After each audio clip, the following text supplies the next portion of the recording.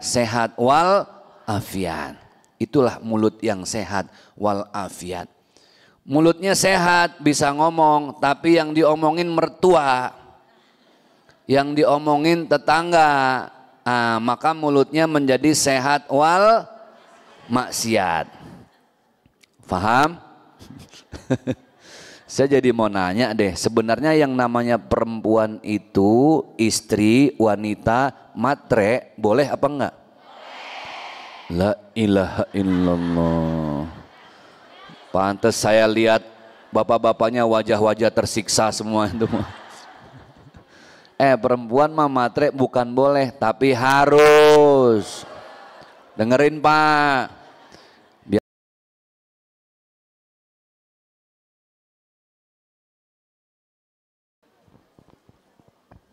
Cik. Bismillahirrahmanirrahim. Assalamualaikum warahmatullahi wabarakatuh.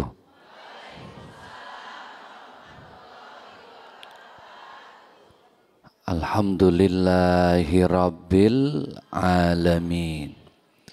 Assalatu wassalamu ala ashrafil anbiya'i wal mursalin wa ala alihi wa ashabihi ajma'in. La haula wa la quwwata illa billahil aliyyil. La ilaha illa anta subhanaka inni kuntu. Kita ulang sekali lagi doa yang barusan ya. La ilaha subhanaka inni kuntu. Bapak Ibu masih ingat doa yang baru kita baca itu doanya Nabi siapa? Nabi Yunus, bukan Yusuf. Ini udah keras salah lagi tadi. Doanya Nabi Yunus alaihis. Itu doa Nabi Yunus ketika ditelan sama ikan hiu, paus. Astagfirullahalazim. Udah doanya Nabi Yusuf, ikannya ikan hiu, paus. Semalam di masjid saya tanya lebih parah lagi. Itu Nabi Yunus ketika ditelan sama ikan lele, Pak Ustadz. Waduh. Mungkin belum makan malam semalam itu ya. Ini doa hebat. Bu yang mau catat boleh. Ini doa hebat. Ini doa dahsyat. Ini doa mustajab. Ini doa dibaca bukan cuma oleh Nabi Yunus. Bahkan doa ini dibaca sering oleh Rasulullah Sallallahu Alaihi Wasallam. Ini doa dibaca oleh para sahabat. Abu Bakar Siddiq, Umar bin Khattab, Ali bin Abi Thalib, Utsman bin Affan. Doa ini dibaca oleh para kiai, para ustadz. Sayangnya kita banyak yang belum tahu the power of doanya Nabi Yunus. Kita belum tahu. Boleh kita baca doa itu Ustadz? Boleh banget, harus. Kapan ya Ustadz? Saat kita ada yang nyakitin. Ujungnya nanti in semua ya. Saat ada yang nyakitin. Saat kita dibohongin. Saat kita dikecewain. Saat ada besti yang hianat. Saat ibu-ibu didua. Saat ada yang PHP. Tahu nggak PHP Bu? Pemberi harapan. Waduh. Jujur yang suka PHP-in itu cowok apa cewek? Kalau yang suka PHP-in cowok, yang jadi korban disakitin yang sering cowok cewek. Ah ini dia nih, ini maunya enak terus nih ya. Jadi ini ilmu, ini doa dahsyat. Jangan kita disakitin orang lain, orang itu langsung kita sumpahin. Karena nyumpahin orang lain sama dengan nyumpahin diri sendiri. Doain orang lain sama dengan doain diri sendiri. Misal, ibu marah-marah nih sama anak, saking keselnya sama anak ya. Dasar kamu anak setan. Si anak mikir, kalau saya anak setan, ibu siapa bu?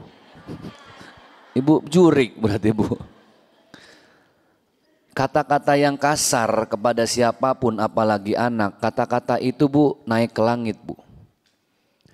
Kata Imam Ghazali dalam kitab Ihya Ulumuddin, beliau mengatakan kata-kata kasar, amarah, emosi, temperamen naik ke langit, ditolak sama langit. Kenapa? Kata langit, aku suci. Karena yang menciptakan aku adalah Allah yang maha suci, subhanallah. Sama langit ditolak, dia mental ke bumi. Sama bumi ditolak. Kata bumi, aku juga suci karena yang menciptakan aku adalah Allah, subhanallah. Ditolak langit, ditolak bumi, akhirnya kata-kata dan sumpah serapah baliknya kemana? Ke diri masing-masing.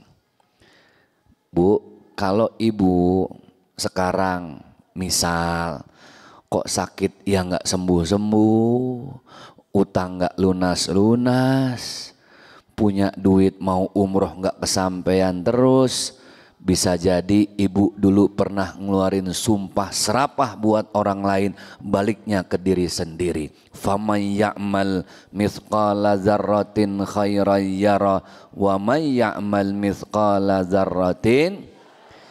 Itulah kenapa orang bijak pepatah bahasa Indonesia mengatakan mulutmu harimaumu.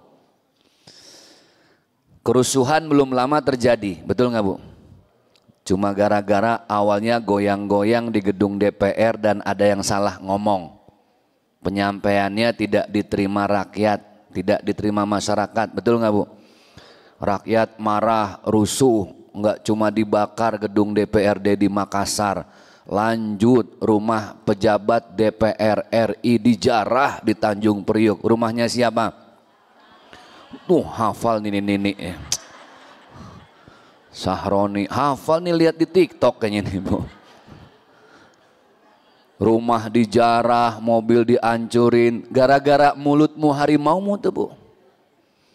Itu mah cash on hand, Allah nggak kasih lama. Mungkin seminggu 2 minggu terblow up lewat media, terpublish lewat media, rame, masyarakat sakit hati, digeruduk, dijarah. Jamnya yang diambil itu harganya mahal, berapa bu? 11 miliar. Saya sering nonton film action, baru di rumah Ahmad Saroni saya lihat Iron Man tidak berdaya tuh bu. Diseret-seret sama bocah, diem aja dia. Biasanya Iron Man bisa terbang, ini diem aja, ditarik-tarik sama bocah. Naik ke lantai 2 itu yang jarah, diubek-ubek, dicari-cari. Yang selama ini dicari ijazah Pak Jokowi, yang didapetin ijazah Saroni. Udah nilainya 6 semua lagi ya bu ya. Mulutmu harimaumu. Jadi la ilaha illa anta subhanaka inni kuntu minaz zalimin. Ibu lihat deh terjemahnya. Ya Allah, tidak ada Tuhan selain Engkau. La ilaha illa subhanaka. Engkau maha suci Allah, kami yang banyak dosa. Inni kuntu minaz zalimin. Yang salah bukan orang lain. Yang salah bukan si fulan, yang salah bukan tetangga. Saya yang salah ya Allah dalam urusan ini. Maafkan saya. Lihat. Sibuk nyari kesalahan diri sendiri. Inilah dahsyatnya doa Nabi Yunus tadi. Subhanaka inni kuntu minaz zalimin. Aku termasuk orang-orang yang menzolimi diri sendiri. Aku nggak sibuk nyari kesalahan orang. Betul nggak bu? Bu, Bu, oi, masih hidup? Selama ini hidup kita terlalu sibuk ngurusin aib orang lain. Betul? Selama ini kita terlalu sibuk ngorek-ngorek aib tetangga sendiri. Bener ya? Ada di sini yang seperti itu? Nggak ada, ini mah solehah semua. Wanita-wanita ahli surga semua. Mau masuk surga? Mau masuk surganya nanti apa pagi ini? Nanti atuh Bu, belum siap. Saya tanya, ibu-ibu yang masih ada suami mau nggak nanti di surga ketemu lagi dengan suaminya? Masya Allah. Kalau bapak-bapak gimana Pak? Mau ketemu sama istri Pak? Oh, nggak niat sepertinya.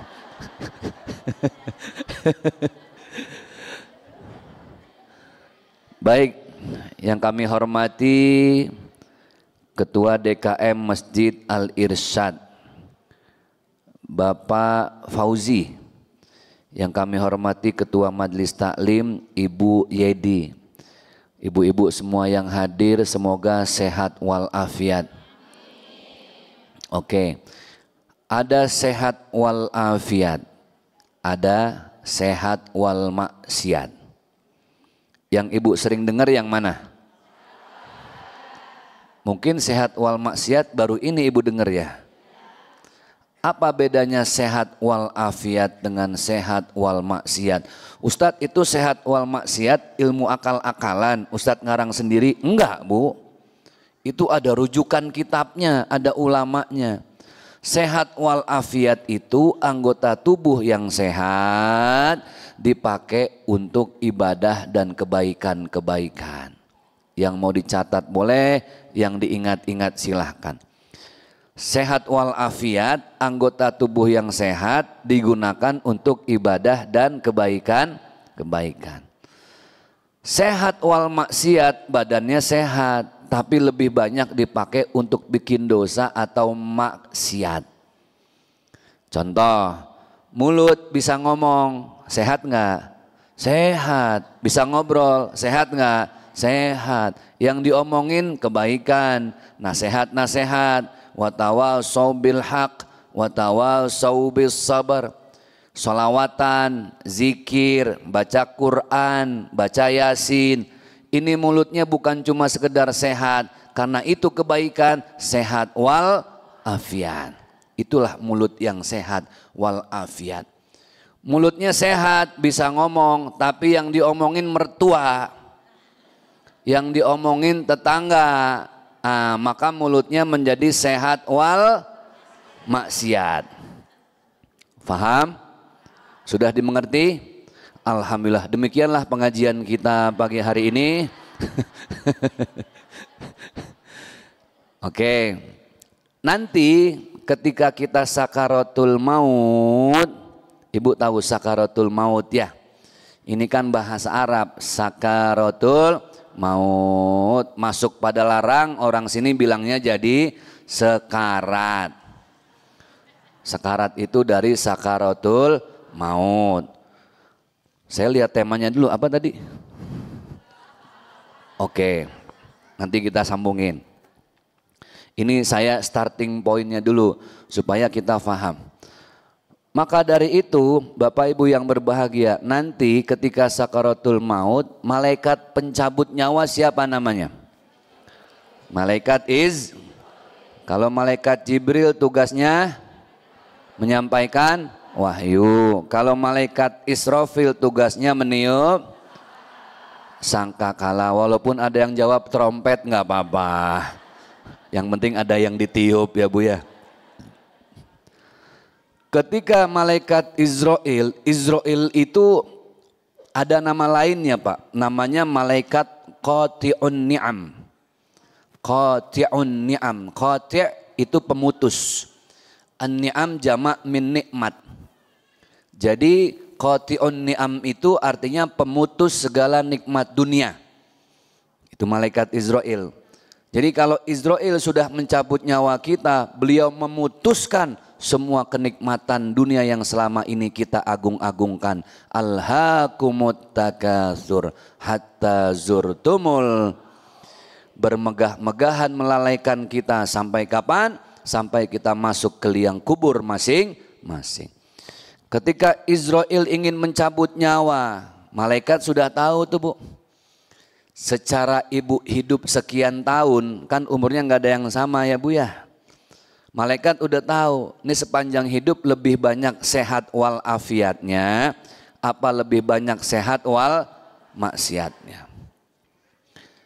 Setelah dilihat dan dinilai, ternyata si fulan meninggal dalam keadaan lebih banyak sehat wal afiatnya. Maka meninggallah dia dalam keadaan husnul khotimah. Si fulan yang sebelahnya lagi sering gosip. Sering ngomongin tetangga.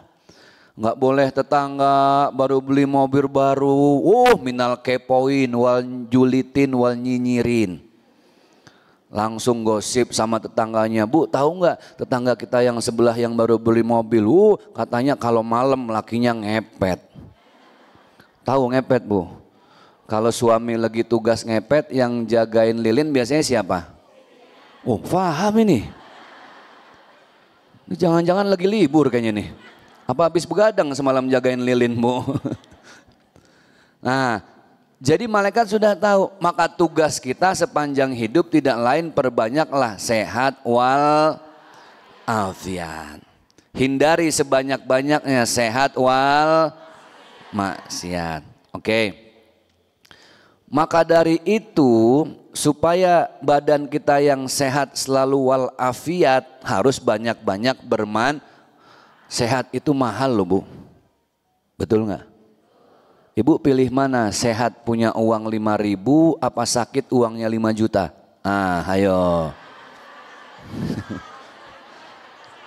Sehat 5.000, punya uang 5 juta, sakit. Yang enak yang mana? Sehat uangnya 5. Sudah saya tebak pikiran Anda semua. Saya jadi mau nanya deh, sebenarnya yang namanya perempuan itu istri, wanita, matre, boleh apa enggak? La ilaha illallah. Pantes saya lihat bapak-bapaknya wajah-wajah tersiksa semua itu. Perempuan mah matre bukan boleh, tapi harus. Dengerin Pak. Biarin Pak, nggak apa-apa, kita angkat-angkat dulu Pak ini Pak. Baik. Maka itu kenapa Allah mewayuhkan satu-satunya kitab suci bagi kita yang bernama Al-Quran. Berapa juz? Berapa surat? 114 surat. Berapa ayat? Sebagian ulama ada yang berpendapat 6.666. Imam Syafi'i menyampaikan 6.327. Beda-beda. Intinya lebih dari 6.000 ayat. Semua terangkum dalam satu surat yang terdiri dari 7 ayat. Nama suratnya surat pembuka, surat Al-Fatihah. Oke. Beda zaman, beda teknologi, beda gaya hidup. Ibu, yang namanya mushaf itu adalah Al-Quran berbentuk lembaran. Itu namanya mushaf. Jujur, ibu lebih banyak baca Al-Quran dari mushaf apa dari handphone? Oke, saya tanya lagi, jujur. Seharian kemarin, ibu lebih banyak buka-buka Al-Quran apa handphone? Bagus. Seharian kemarin ibu lebih sering baca-baca Al-Quran apa handphone? Mantap. Ustadz bagaimana Ustadz? Sama kita Bu. Ibu ngaji dari rumah ke masjid, yang ketinggalan Al-Quran di rumah, balik lagi nggak? Nah, tapi kalau yang ketinggalan handphone, pasti. Kenapa nggak bisa selfie? Sekarang ibadah apa-apa harus difoto dulu, update status. Biar besti-besti saya tahu di Instagram kalau saya lagi ngaji. Itulah zaman sekarang, betul nggak Bu? Pak, kita ingat nggak zaman dulu kalau mau foto susah nggak kayak sekarang, pakai kameranya kamera Kodak. Tahu Kodak? Orang bilangnya Tustel, mereknya Fuji Film, ya harus pakai klise, tahu klise? Loh panjang digulung-gulung dulu, harus dikeluarin dulu, harus dicuci cetak. Ibu datang ke tukang cuci cetak, Pak berapa nyetaknya? 3 hari Bu, nungguin hasil foto 3 hari, betul nggak? Zaman dulu udah gitu 26 klise lembar yang kebakar 15. Ingat nggak Bu zaman dulu? Mau moto aja susah, cekrek, kretek, kretek, cekek, cekek, baru foto lagi zaman dulu. Ada lagi kamera Polaroid, tahu Polaroid? Ibu foto dikipas-kipas langsung jadi. Dulu bayarnya 2.000 di Taman Mini. Sekarang udah nggak ada, sekarang serba selfie. Langsung update, kameranya filternya jahat-jahat. Yang kisut jadi kenceng. Yang keling jadi bening, betul nggak? Dunia tipu-tipu. Kita kalau laki Pak, mau foto apapun gaya kita cuma 2. 1 laki-laki gayanya gaya KTP, diem. 2, ayo Pak gaya bebas, pasti rata-rata semua, angkat jempol. Nah, itu andalan laki-laki Pak, nggak ada gaya lain. Pak perempuan kalau sudah foto liar. Kok tahu Pak Ustadz? Ya sama istri saya juga gitu. Lihat kalau perempuan, ayo yuk kita selfie foto. Bebas lagi. Bebas lagi sarang yuk. Sampai pusing saya lihatnya. Jadi kalau laki-laki cuma begini, jantan Pak. Paling begini mantap. Kebayang nggak kalau suami ibu foto, ayah foto. Wah jangan-jangan suami saya setengah mateng ini. Itu foto Bu ya, kita udah sibuk sekarang dengan dunia selfie. Baca Al-Quran harus di caption. Alhamdulillah hari ini selesai 2 juz dari maghrib sampai isya. Padahal juz alpukat sama melon itu. Semua harus pakai caption, harus update status. Mohon maaf, akhirnya mau tidak mau mengurangi rasa ikhlas kita, betul nggak Bu? Orang dulu kenapa dengan Al-Quran itu takziman, memuliakan. Lihat, nggak ada orang dulu baca Al-Quran, nini, aki, engkong, enyak, babe, nggak ada baca Al-Quran dari handphone, memang belum ada handphone. Bacanya dari mushaf, dicium, ditaruh di atas kepala, didekap di depan dada, betul nggak?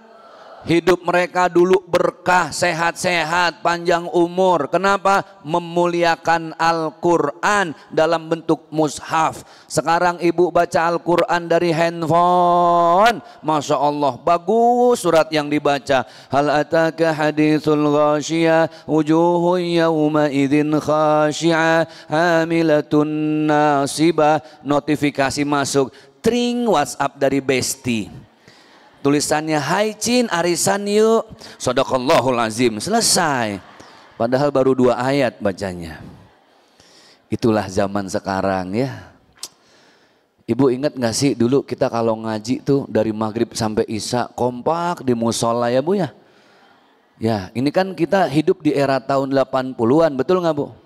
Ngajinya belum ada ikro, belum ada kiroati, belum ada umi, belum ada. Ngajinya apa? Juz amma. Depannya warna biru. Gambarnya kubah masjid sama pohon kelapa. Betul nggak?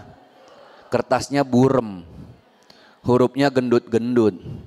Batasinnya pakai lidi. Makanya ibu kita sering marah dulu, lidinya patah-patah. Gimana ngajinya? Alif di atas A, alif di bawah I, alif di depan U. Ba di atas ba di bawah bi, ba di depan bu. Mim di atas mata, di atas talam, di depan lu, mata lu. Mata lu udah tuh. Enak dulu ya Bu ya. Habis ngaji kita kompak dah tuh. Oh ibu yang waktu masih kecil Bu pakai mukena, yang perempuan yang laki sarungnya ada yang di sini, lari-larian sambil makan bakwan, sambelnya ke sini-sini Bu. Semangat sambil baca apa? Allahumma rahamna bil Qur'an dulu. Waj'alhu lana imamau wa nurau.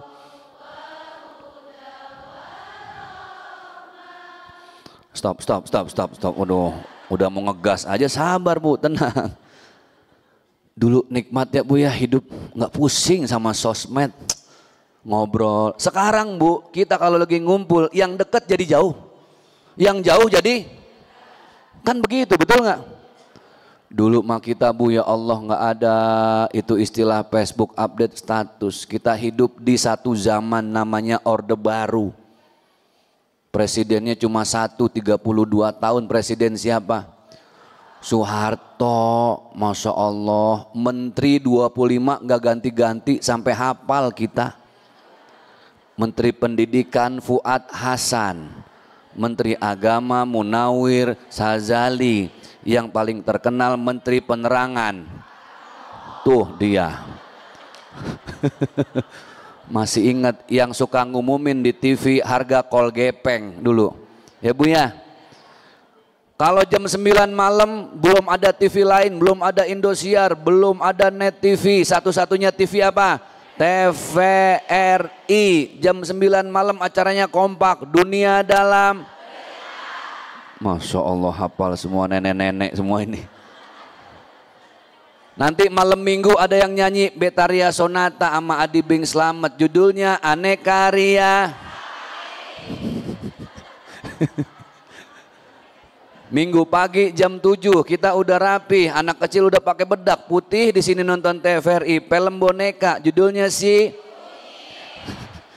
temennya Usro sama Ucrit. Ada lagi Pak Ogah, kalau yang kumisnya gede siapa? La ilaha illallah. Hafal banget Ibu ya.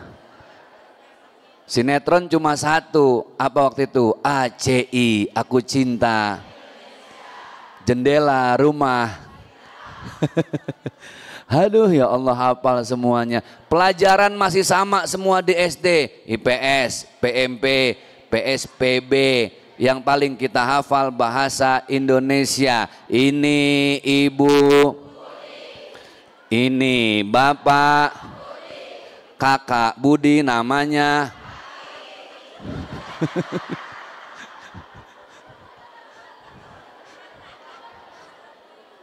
Pertanyaan saya, itu Budi sama si Wati masih hidup nggak tuh ya Bu ya?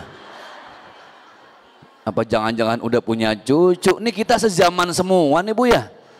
Masya Allah, la ilaha illallah. Dulu enak Bu ya.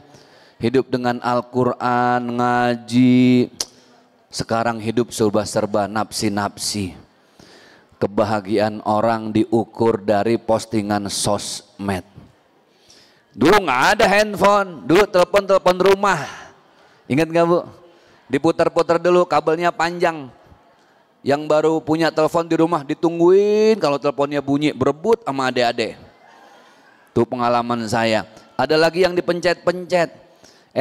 Masuklah zaman waktu itu telepon umum koin. Ya. Oh, apalagi Ibu lagi ABG saat itu ya Allah, nelpon koinnya digantung tuh pakai benang.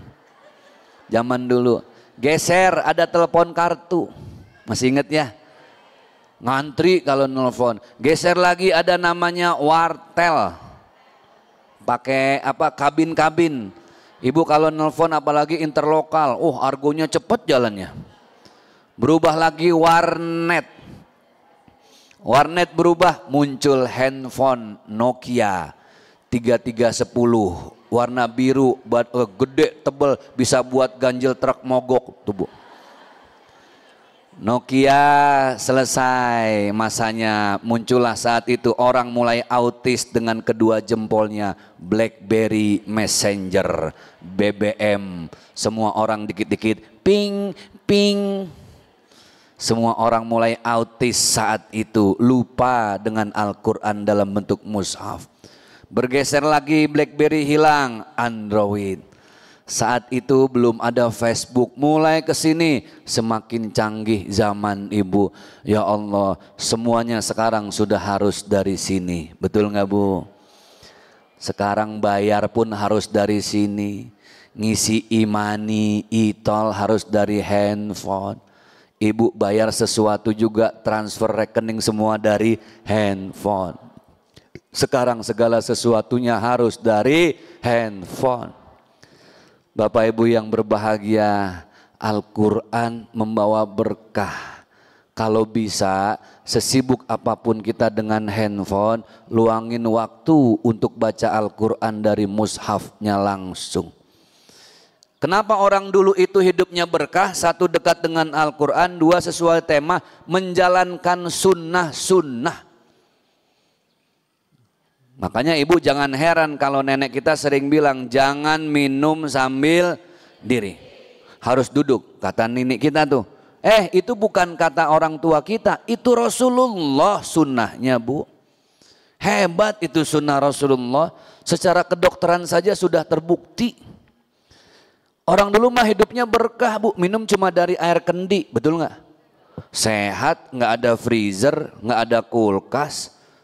Silaturahimnya rajin, orang dulu kalau mau makan nyari sambil jalan-jalan, sehat, jalan kaki tiap pagi. Mau nyari nasi uduk dia jalan kaki, belinya nggak cuma satu bungkus, ngamalin sunnah Rasul, beli banyak bagi-bagi ke tetangga.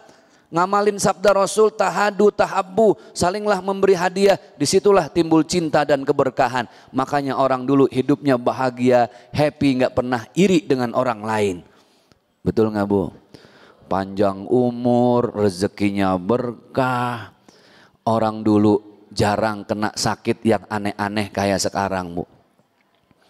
Anak teman saya di Jakarta Pusat 15 tahun. Umur 15 tahun Bu, udah cuci darah.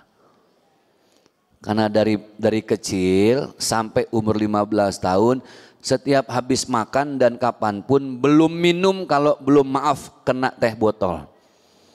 Boleh sekali-kali mah silahkan, tapi kalau sudah nagih, udah edik susah Bu. Banyak yang 15 udah kena penyakit. Orang dulu hidupnya sehat-sehat ya Bu. Sekarang Bu, boro-boro kita mau jalan nyari nasi uduk, makanan nyamperin kita sekarang. Apa tuh? GoFood. Mau nasi uduk tinggal pesen, kitanya di rumah mager, malas gerak, dia nyamperin sendiri. Mau pesen minuman ada. Sampai saya bingung, anak saya bilang gini, Abi aku mau pesen dong minuman di online pakai GoFood. Iya Dek, apa namanya? Susu Mbodarmi. Hah? Susu Mbodarmi? Ini Mbodarmi orang mana susunya dijualin? Saya bilang gitu. Ternyata itu merek ya Bu ya. Ya Allah Bu, anak-anak sekarang ya nama makanannya aneh-aneh, makanan Korea. Sampai pusing, orang dulu mah nggak ada. Singkong, apa orang sini bilang singkong? Sampe, sampe bukannya yang buat keramas Bu? Iya biasa aja kali, nafsu amat. Apa sih jajanan orang dulu Bu? Paling singkong. Apalagi opak. Ubi, sehat-sehat orang dulu Bu, makanan nggak aneh-aneh. Sekarang belagu-belagu, seafood, fast food, junk food, go food. La ilaha illallah. Makanya penyakitnya namanya susah-susah. Orang dulu Bu, sakitnya nggak susah-susah. Paling namanya maaf nih, sakit orang dulu kutilan, korengan, bintitan, giduan, betul nggak? Bisulan, cekukan, kekeongen. Yang paling parah maaf, yang pantatnya gatal, kremian. Tahu kremian? Kalau kremian kebanyakan makan apa? Wah alumni ini. Ini lagi SD pasti sering kremian ini Bu. Itu masih ada nggak sih kremian sekarang Bu? Udah nggak ada ya.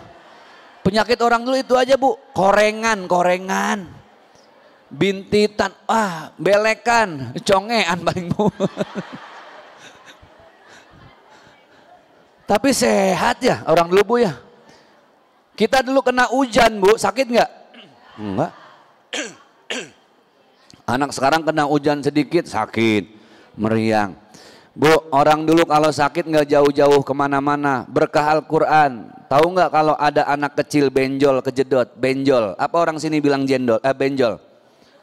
Hah? Benjol. Ibu ingat nggak dulu kita kalau benjol obatnya apa? Rambut. Diusap-usap. Ya Allah, kenapa ini ya Allah? Hus. Disentil-sentil itu apa ubinnya, disentil-sentil mejanya. Kempes tuh Bu, sama rambut nenek. Bukan rambutnya, tapi hati yang ngobatinnya ikhlas. Nenek kita nggak pernah update status di Facebook. Betul nggak? Ikhlas lillahi ta'ala ngobatin cucunya. Cekukan, tahu cekukan? Apa obatnya dulu, zaman dulu? Sisi daun. Sisi duen. Nah itu, sisi duen. Apa obatnya dulu? Samak. Tempel di mana? Wah, sama udah, betul. Ini kita seumuran semua kayaknya ini Bu. Ujung tikar dipotek, tahu dipotek, dipotong dikit, taruh di depan jidat, sembuh.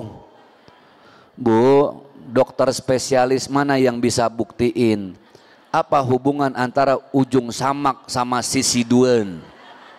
Ah, gelo tuh dokter. Nyari obatnya nggak ada. Bisulan, apa orang sini bisulan? Bisul. Bisul, ibu tahu nggak obat paling mujarabnya apa? Apa? Ada yang paling dahsyat, ayo.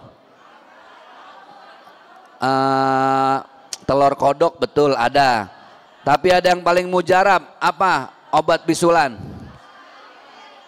Ah, itu korong, upil. Ya Allah, serius Bu. Betul nggak? Di Jakarta itu obatnya Bu. Taruh di bisul, pecah. Selesai. Hebat orang dulu ya. Apa jangan-jangan saya doang yang ngampungan kayaknya ya. Oke, ini yang pasti obatnya semua sama. Anak kecil udah gede masih kencing di kasur, namanya ngompol. Obatnya apa? Capung alias papatong. Papatong itu yang jantan, kalau betina mamatong. Bu, saat itu papatong nasibnya kasihan. Ditangkap oleh ibu-ibu hanya untuk menghisap puser anaknya. Tapi sembuh nggak? Coba hubungan antara papatong sama puser apa coba Pak? Tapi orang dulu hebat ya Bu. Ini obat-obat nasional loh Bu. Ya Allah, berkah.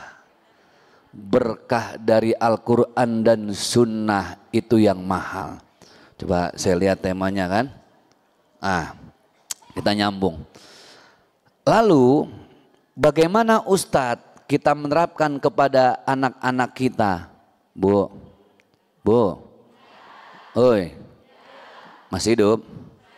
Oke. Anak itu yang dia perluin bukan cuma ajaran, bukan cuma suruhan, tapi anak perlu suri tauladan. Itu udah. Jangan ngimpi punya anak yang soleha kalau ibu tidak memperbaiki diri untuk menjadi pribadi yang soleha. Betul nggak? Jangan salahin anak kalau dia sering bohong karena ibu nggak sadar sering nyontohin bohong. Contoh, ibu punya utang sama besti. Bestinya WhatsApp, Bu, uang saya siapin, saya mau tagih. Puyeng ibu, liar. Yang jadi sasaran biasanya siapa? Anak. Nah, kalau nanti teman mamah kesini, tolong bilang mamah, tuh kan pengalaman. Bilang mamah nggak ada, iya siap mamah, aman. Wani piro, dikasih anaknya 20.000. Ibu nggak sadar, ibu lagi ngajarin anak kalau mau dapat duit harus bohong. Ibu lagi ngajarin mental yang salah. Nah, kalau mau dapat uang harus bohong. Jangan salahin kalau anak itu nanti besarnya jadi koruptor. Betul nggak? Jangan salahin kalau anak itu nantinya menjadi yang ngambil uang rakyat, ngambil hak orang lain. Kenapa? Dia berani berbohong untuk dapat uang. Yang ngajarin awalnya siapa? Kita. Dipegang, nih 20.000 nak, pegang. Kalau ada ibu kesini bilang ya, temen ibu kesini bilang, ibu nggak ada. Oh siap mama, mama mau kemana sih? Mama di atas. Oke. Datang temannya ibu, assalamualaikum dek, waalaikumsalam, ya Allah dek, ini anaknya ibu itu ya, iya, mama ada dek di rumah, kata mama nggak ada, oh gitu, terus di mana sekarang mama? Ada di atas, keceplosan bu. Jangan salahin anak kalau ibu sering marah-marah, anak jadi pemarah. Tombol remote-nya ada pada diri kita, bukan pada anak kita. Itu yang paling penting. Jadi berusahalah menjadi pribadi yang solehah. Sekarang gini bu, yang namanya frekuensi itu harus sama. Betul nggak bu? Ibu masih suka setel radio nggak zaman dulu? Ada FM, ada AM. Kita kan nyetel dulu FM, AM ya. Dulu ada cerita yang pakai burung tuh pahlawan apa namanya bu? Brahma Kumbara. Waduh apal ini, Masya Allah. Sama ini Mantili. Ya zaman dulu. Saur Sepuh namanya. Nah, saya baru ingat itu. Naik burung Raja Wali bisa terbang. Bu ada FM ada AM. Sama kita nih harus frekuensi solehah dulu. Supaya anak jadi solehah. Makanya mendidik anak itu bu, bukan hanya ketika sudah besar. Kan ruh ditiupkan sama Allah ke dalam janin di bulan keempat. Di bulan keberapa? 4. Makanya pas masuk bulan keempat jantungnya berdetak. Deg, deg, deg. Sudah ada ruhnya. Dari situlah dia mulai merekam apa yang ibu omongin. Hati-hati. Makanya jangan-jangan salahnya dari awal. Kenapa? Contoh. Teman saya perempuan lahiran, anaknya nangis bu kenceng, sehat. Disetelin apa aja nggak mau diem. Setelin sholawat tambah nangis. Setelin murotal, tilawah tambah nangis, bingung. Nggak sengaja ada yang nyetel lagu dangdut diem. Setelah ditelusuri ternyata ibunya selama hamil 9 bulan kerjanya di kafe dangdut. Jadi tiap malam ngedengerin diulang-ulang. Bayi akan nyari apa yang paling sering dia dengar. Itulah kenapa generasi Rabbani, Rabbani kan dari kalimat Rabb Tuhan. Generasi yang ingat dengan Tuhannya, generasi yang selalu berakhlak seperti mencontoh akhlak Tuhan. Dalam Asmaul Husna itu Bapak Ibu yang berbahagia adalah dia yang selalu didengarkan kebaikan-kebaikan. Makanya ibu kalau punya suami, ibu lagi hamil nih masuk bulan keempat. Itu suami harus sering-sering baca tilawah dan sholawat di perut ibu. Tapi kan suaranya Masya Allah Pak Ustadz, suami saya belok-belok, serak-serak belok Pak Ustadz. Pokoknya suaranya hancur. Loh bukan masalah suaranya, yang ditunggu sama anaknya itu suara bapak kandungnya. Frekuensinya nyampe. Ya udah Pak Ustadz setel YouTube aja, nggak nyambung bu, beda. Harus bapaknya langsung, harus ibunya langsung. Maka saat itu umur bulan keempat dalam beberapa kitab disampaikan wanita harus hati-hati menjaga bicaranya. Karena apa yang dia sampaikan kepada orang lain akan direkam oleh janin yang ada di tubuhnya. Makanya dibilang al-ummu madrasatul ula. Ibu itu madrasah pertamanya anak. Ibu tahu nggak kenapa ibu dipanggil ummi? Apa dipanggilnya bu? Ummi. Ummi itu artinya tempat kembali. Amma ya ummu itu tempat kembali. Karena setiap anak ketika dia nangis yang dicari kembali ke siapa? Ke umminya, ke ibunya. Maka sosok ibu dibilang ummi. Al ummu madrasatul ula. tempat kembali anak-anak kita itu adalah ibunya masing-masing. Saya cuma mau berpesan ibu, ketika ada yang hamil ibu, biasakanlah baca zikir, salawat dan Al-Quran. Jangan sering marah-marah, kurangin lagi gosip, jangan sering-sering suuzon, buruk sangka. Ibu sadar nggak kalau ternyata anak kita tuh besarnya plek ketiplek sama kita, betul nggak? Maka berusahalah untuk menjadi frekuensi yang baik, pribadi yang solehah, sehingga anak kita juga menjadi pribadi yang soleh dan solehah. Susah Pak Ustadz, itulah kenapanya berat. Kalau gitu Pak Ustadz, kalau nanti anak kita lahir nih, dia sudah bisa merekam akhlak kita, yang mesti dicontoh dari kita apa? Pertama, ajarkan banyak-banyak baik sangka. Apa Bu? Baik sangka. Kenapa anak itu sering suuzon sama ibunya sendiri, curigaan? Ya karena kita nyontohin seperti itu. Kita nih Bu kalau udah kesel sama orang lain, kan yang kita lihat jeleknya aja, bener nggak?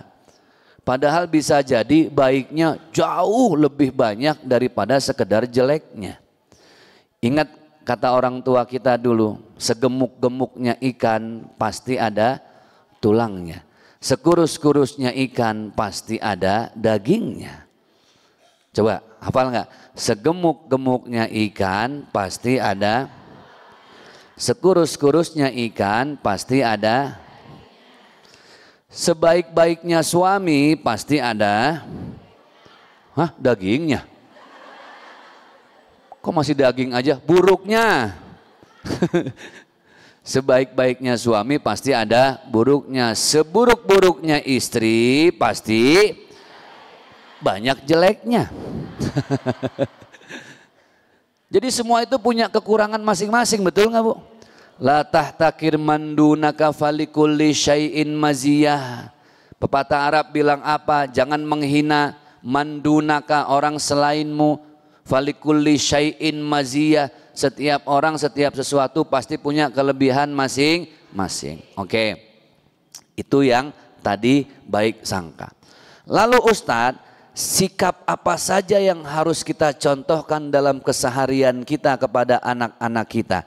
Saya kutip dari satu hadis dari baginda Rasulullah Sallallahu Alaihi Wasallam. Wa qalan Nabi. Ini hadis diriwayatkan oleh, disampaikan oleh Abdullah bin Mas'ud. An Abdullah bin Mas'ud qala, Abdullah bin Mas'ud beliau berkata, qala Rasulullah sallallahu alaihi wasallam, Rasulullah pernah bersabda, ala ukhbirukum biman tahrumu alaihin nar.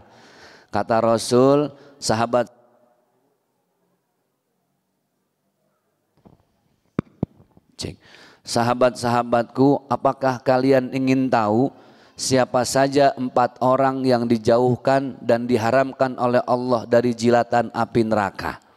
Berapa orang Bu? 4. Jangankan sampai masuk neraka, dijilat api neraka saja Allah haramkan orang ini. Sahabat yang lain bertanya, bala ya Rasulullah, kami pengen tahu ya Rasulullah. Qalu bala ya Rasulullah, kami pengen tahu. Qala, Rasulullah bersabda, kullu hayyinin layyinin qaribin sahlin. 4 golongan. Yang pertama hayyinin, catat Bu ya. Yang kedua layyinin.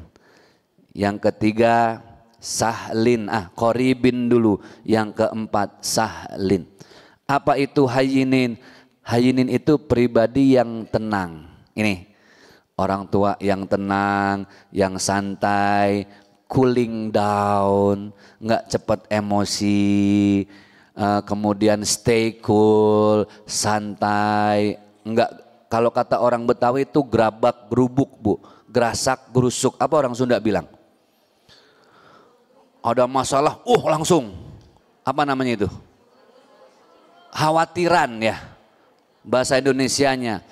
Orang yang hainun itu orang tua yang tenang, santai.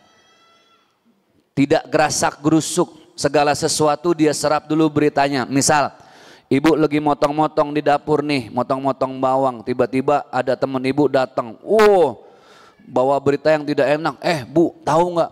Tadi saya lihat suami ibu, lagi bonceng perempuan, cantik, putih, bersih. Ibu lagi megang-megang pisau, langsung mau ngejar-ngejar suami. Tengah jalan baru ingat, ya Allah suami saya kan tukang ojek ya. Siapa aja dibonceng saya lupa tuh, emosian. Al-ghadabu yuzilul akla. Orang yang emosian kehilangan akal. Bu, hati-hati, bisa jadi badan kita yang sakit sekarang karena sering emosi. Dikit-dikit marah, dikit-dikit temperamen, tidak bisa menjaga lisan. Akhirnya asam urat sering kambuh. Betul nggak? Ada nggak di sini yang asam urat? Banyak. Kalau kolesterol banyak juga. Kalau darah tinggi ada banyak juga.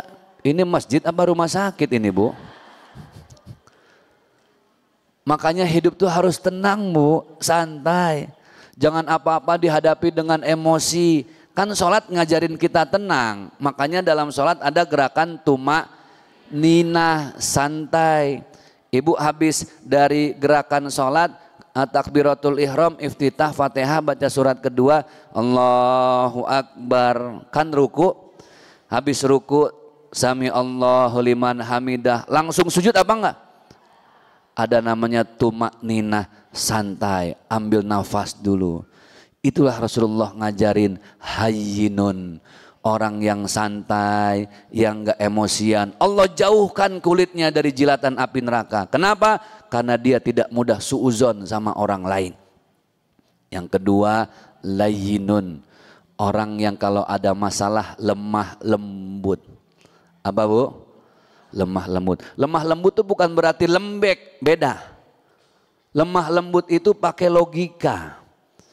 Ibu kalau ada masalah, contoh baginda Rasulullah Sallallahu Alaihi. Ya Allah Bu, Rasul itu hayyinun iya, layyinun iya, qaribun iya, sahlun iya. Contoh, Rasulullah diludahi oleh orang Yahudi. Cuy, kena wajah Rasulullah, apa Rasulullah marah?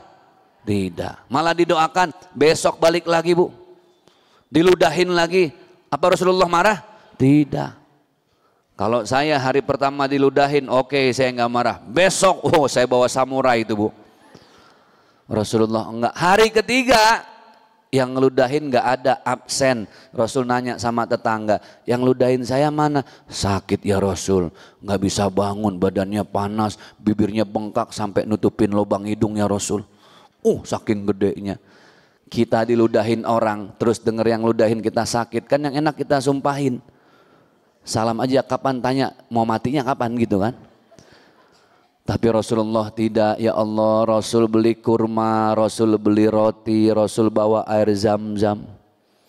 Dibawa ke orang yang sakit sampai bingung, ya Rasul Muhammad, nggak ada orang yang jenguk saudara, keluarga, sanak, famili, engkau orang pertama yang datang. Rasul duduk di sampingnya, Rasul elap, Rasul kalau kata orang Betawi, Rasul seka, Rasul bersihkan itu keringatnya orang Yahudi. Itu rotinya Bu, disuir-suir, dihalus-haluskan roti dan kurmanya, disuapin karena Rasul tahu dia sedang sakit. Masya Allah akhlak Rasul ya. Saya kalau dapat kesempatan nengokin orang yang sakit dan pernah ngeludahin saya, kebetulan saya bawa roti segini Bu. Yang enak nggak usah dipotong-potong, suruh mangap masukin. Rasain sekalian. Tapi tidak dengan Rasulullah. Ibu tahu, menetes air mata Yahudi tadi, dia nggak bisa berucap apa-apa, dia cuma bilang apa? Asyhadu alla ilaha illallah wa asyhadu annaka Muhammad Rasulullah. Aku bersaksi tidak ada Tuhan selain Allah, aku bersaksi engkau Muhammad utusan Allah. Itu namanya layyinun, lemah lembut. Kira-kira ibu kalau ada yang ngeludahin ibu bisa nggak praktekin begitu Bu? Berat Pak Ustadz, makanya hadiahnya surga. Kalau enteng ringan hadiahnya kipas angin. Karena berat ya surga. Hayyinun layyinun qaribun. Qaribun itu orang yang gampang akrab dengan orang lain. Enggak sombong, enggak angkuh, enggak merasa ekonominya lebih, enggak merasa saya orang punya, dia orang tidak punya, fakir miskin. Enggak. Rasulullah itu sampai pernah memeluk tubuh sahabat Rasulullah yang berwarna hitam kulitnya. Siapa namanya? Bilal bin Rab'ah, sahabat Rasul dari Afrika, budak sahaya. Seumur-umur Bilal bin Rab'ah belum pernah ada yang meluk badannya. Suatu hari di tengah pasar, Bilal bin Rab'ah kaget, kok tiba-tiba ada yang meluk tubuhnya, wangi semerbak wangi tubuh yang memeluknya. Pas dia lihat, ya Allah, yang memeluk sambil senyum dengan cinta dan kasih sayang, itulah Nabi besar Muhammad. Qaribun, orang yang gampang mudah dekat. Contohkan itu kepada anak-anak kita. Jangan ibu jadi kompor cawang buat anak kita. Nah, sama tetangga itu hati-hati ya. Hati-hati sama tetangga itu. Kenapa? Oh, dia penipu, padahal belum tentu. Yang terakhir adalah sahlun, orang yang memudahkan urusan orang lain. Saya ulang, hayyinun, orang yang hatinya tenang. Layyinun, orang yang lemah lembut, bukan lembek. Qaribun, orang yang mudah akrab dengan orang lain. Sahlun, orang yang memudahkan urusan orang lain. Contoh, tetangga kita mau hajatan, kasihan nggak ada tempat parkir. Datang ke kita, Bu, mohon maaf saya besok mau hajatan, boleh nggak minjem garasinya sebentar buat 4 mobil buat tamu saya? Oh, tidak ada, sorry, no way, wani piro, 1 mobil sejam, goceng. Silahkan Bu, silahkan pakai, apa yang bisa saya bantu? Dahsyat, orang yang memudahkan urusan orang lain, Allah akan mudahkan urusannya dunia akhirat. Ya Allah, Bu. Jadi kita nih kadang sholat rajin, tahajud rajin, ngomongin orang juga rajin, sedekah rajin, sholat tahajud rajin, tapi jelek-jelekin mertua juga rajin. Ada di sini yang begitu? Nggak ada. Tetangga saya tuh banyak yang begitu, sholat rajin, ngomongin orang rajin. Saya kesel, saya minta aja KTP-nya, nggak taunya pindahan dari sini tuh Bu dia. Hayyinun layyinun qaribun sahlun. Jadilah pribadi yang tidak gampang marah, tidak gampang emosi, tenang, santai, banyak zikir. Makanya ibu kalau ada masalah banyak-banyak zikir, baca doa Nabi Yunus tadi, la ilaha illa anta subhanaka inni kuntu. Lagi marah sama suami, baca doa Nabi Yunus. Udah 7 kali saya baca Pak Ustadz, saya masih marah. Simpen doa Nabi Yunus, tetap senyum, tatap wajah suami, baca yang satu ini. Allahu la ilaha illa huwal hayyul qayyum. La ta'khudhu, ayat kursi. Karena suami yang marah bukan manusia lagi, tapi di dalamnya ada ibu yang bilang. Setan diciptakan dari apa? Api. Api jangan disiram pakai bensin, meledak. Api disiram pakai air. Jadi kalau suami ibu marah, siapkan 2 ember. Bapak Ibu yang berbahagia, qaribun, orang yang gampang akrab sama orang lain dengan siapapun.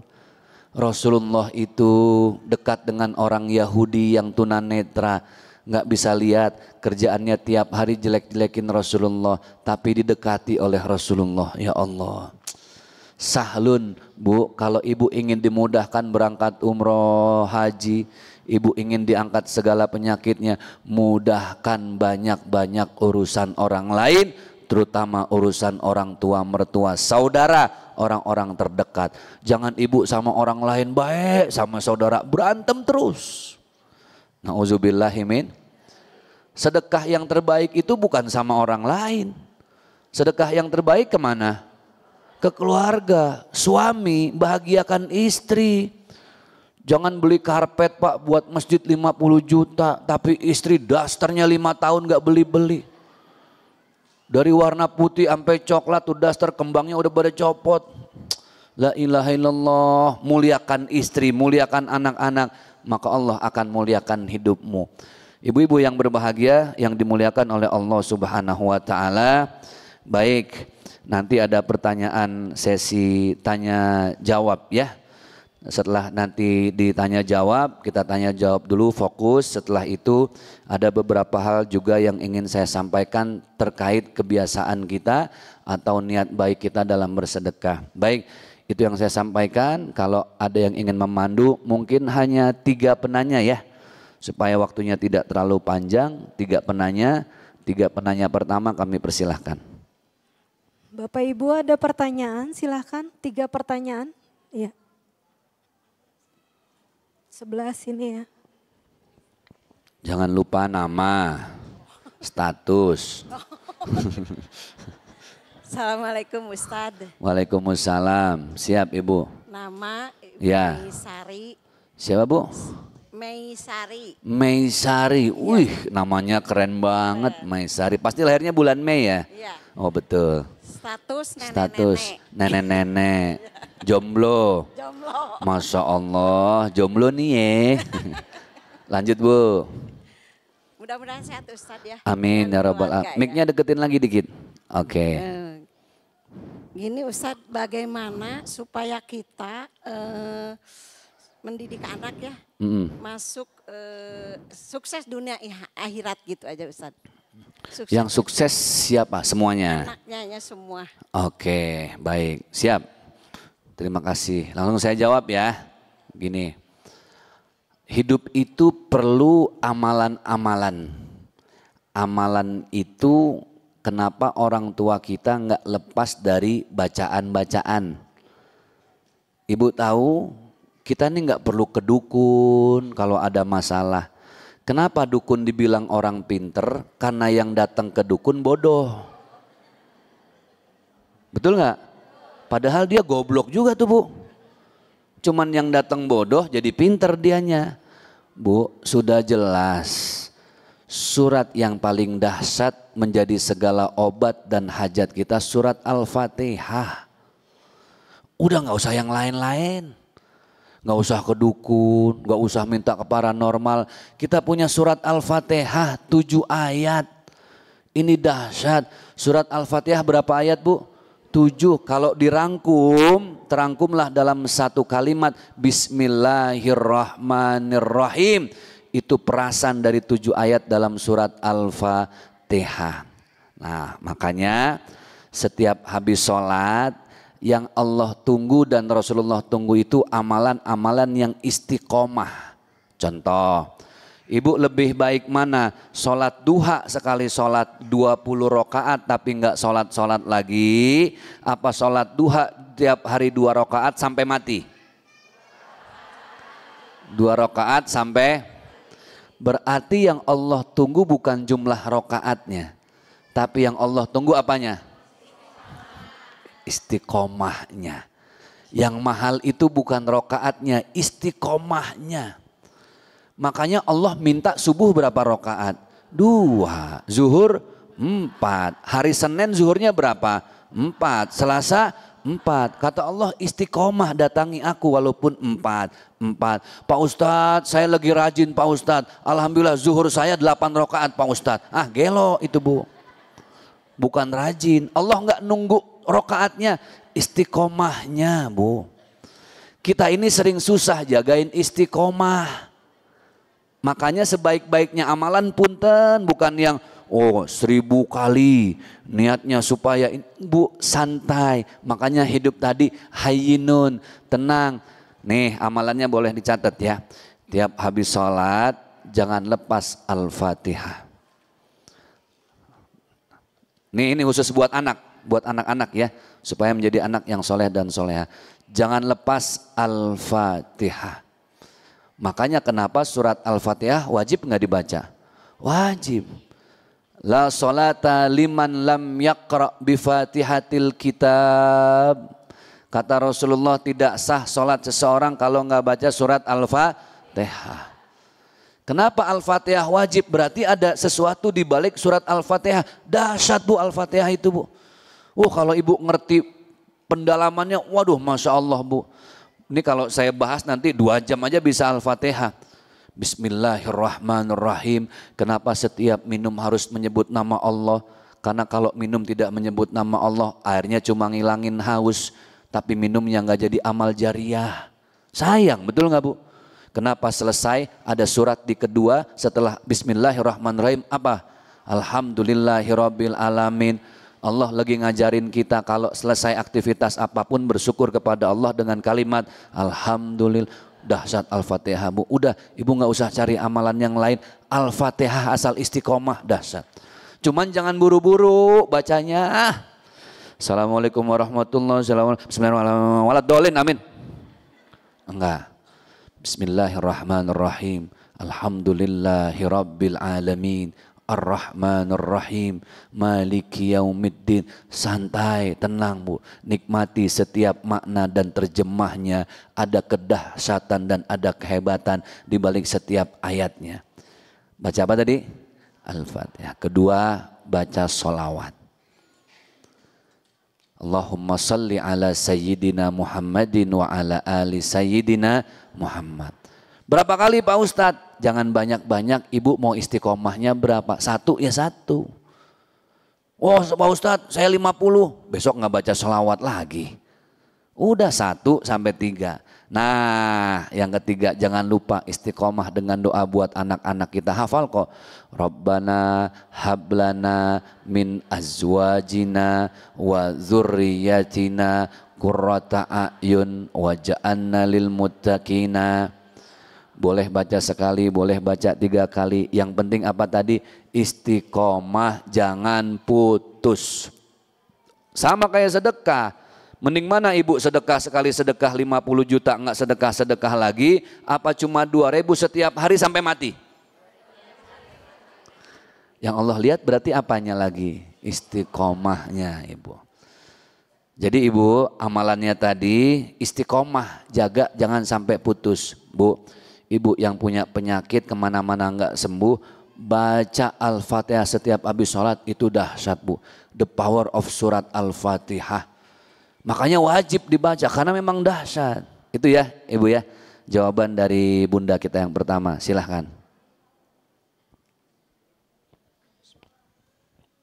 Pertanyaan kedua, ya kita sampai jam 11 ya Pak Ustadz ya.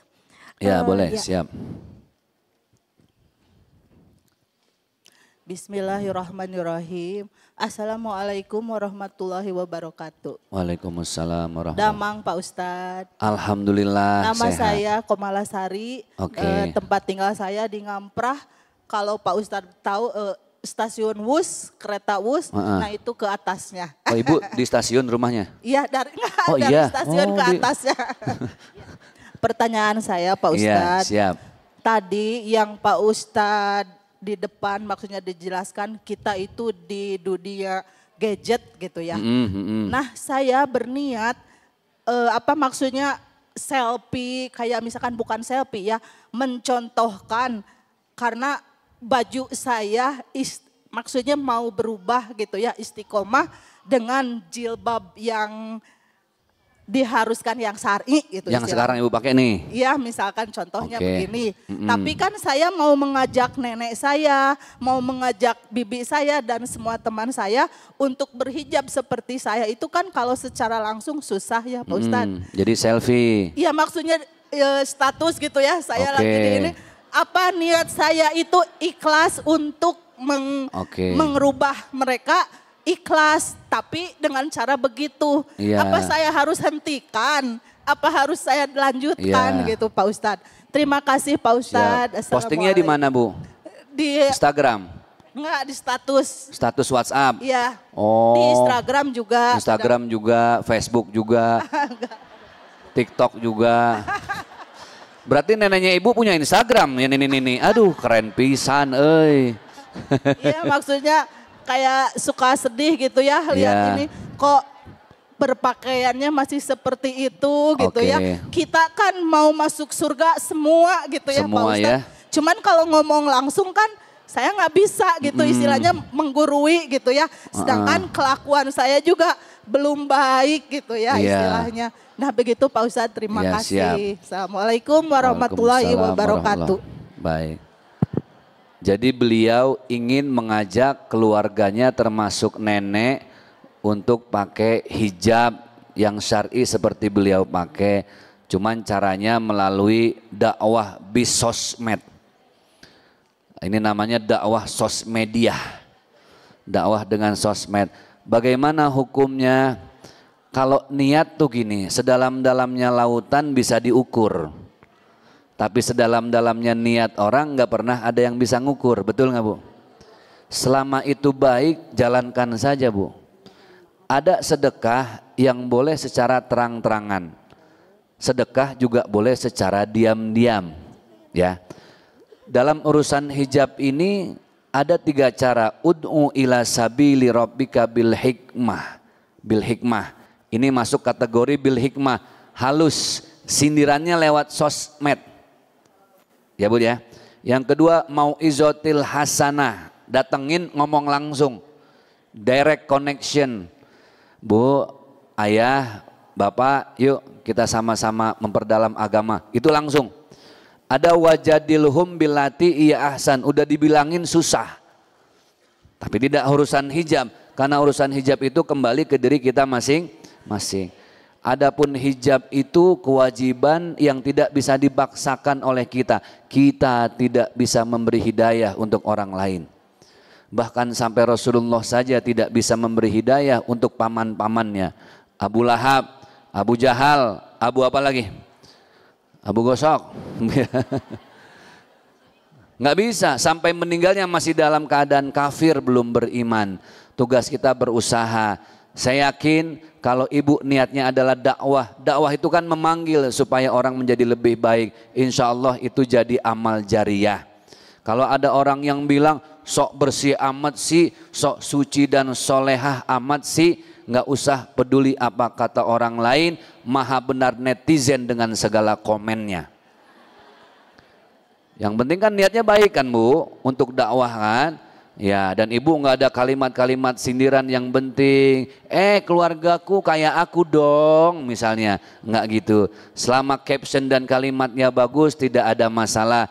Semoga itu menjadi dakwah dan amal jariyah. Dakwah kita itu tidak harus seperti saya. Saya berdakwah, ustadz-ustadz yang lain berdakwah dengan cara masing-masing. Ibu berdakwahlah dengan cara ibu dan manfaatkan sosmed untuk sebaik-baiknya, gitu ya. Mudah-mudahan bisa bermanfaat Ibu. Baik, yang berikutnya. Satu pertanyaan lagi yang di belakang. Oke, satu lagi ya. Yang di belakang sana. Ya, yang baju kuning ya.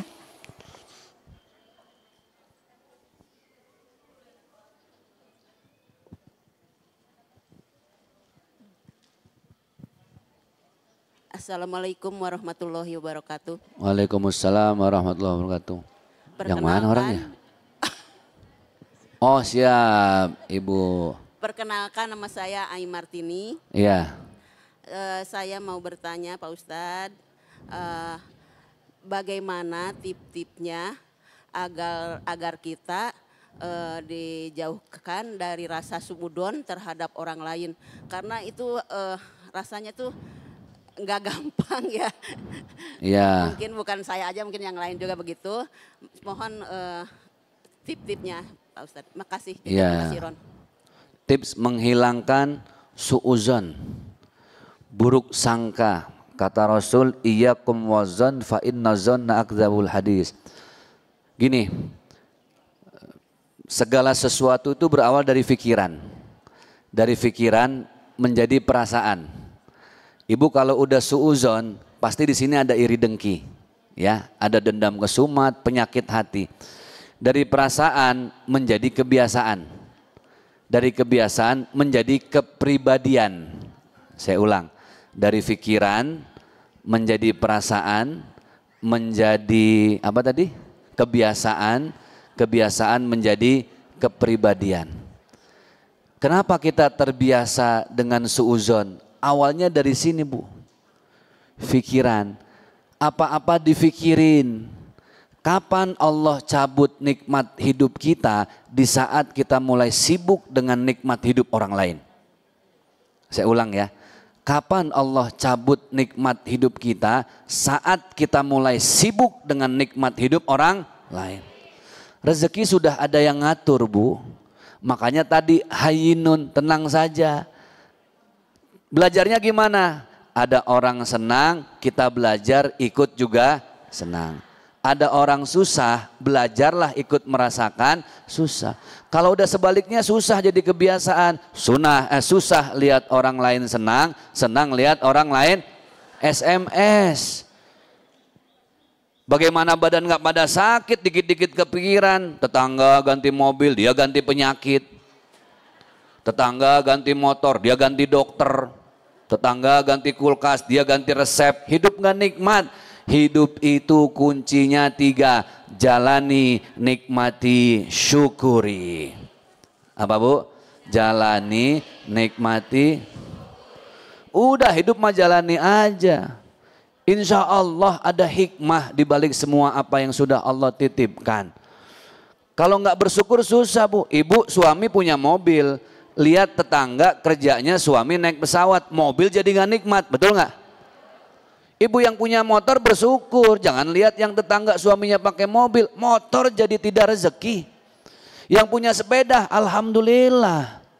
Pak Ustadz, suami saya naik sepeda, alhamdulillah kerja tiap hari ke kantor sehat. Rumah di Bandung, kerja di Cirebon Pak Ustadz.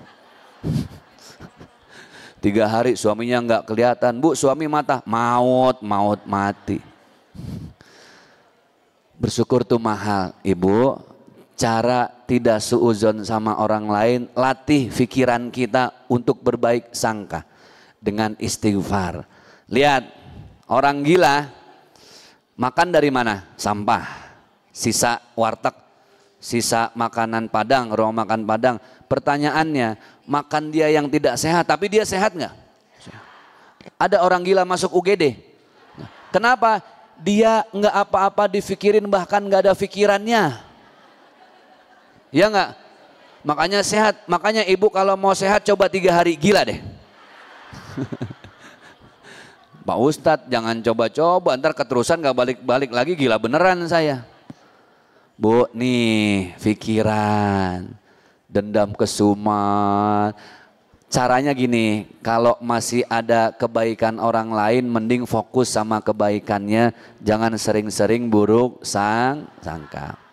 Itu ya Bunda ya, banyak istighfar, banyak baik sangka sama orang lain. Udah, kita yang kita anggap baik belum tentu kita lebih baik dari orang yang kita anggap tidak baik. Orang lain yang buruk bisa jadi kita jauh lebih buruk dari dia yang kita nilai buruk. Betul? Baik Bapak Ibu yang berbahagia, sebelum saya doa ada ucapan terima kasih dari manajemen kami untuk Majelis Taklim Kota Baru Parayangan. Kiranya ada Bunda yang mewakili untuk menerima hadiah ini, kami persilahkan untuk kita foto bersama. Silahkan Bunda. Tukang jepretnya dah ada. Siap. Ini udah nggak pakai kamera yang pakai klise itu kan Bang? Silahkan Bunda, Masya Allah. Ini dari manajemen kami mengucapkan terima kasih atas pengajiannya. Kita foto.